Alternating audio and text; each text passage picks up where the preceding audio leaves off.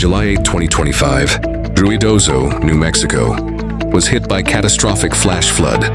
The Rio Ruidoso surged 20 feet in just 30 minutes, sweeping away homes and submerging bridges.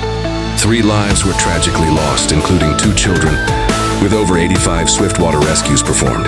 Burn scars from last year's wildfires worsened the flooding, turning soil into pavement.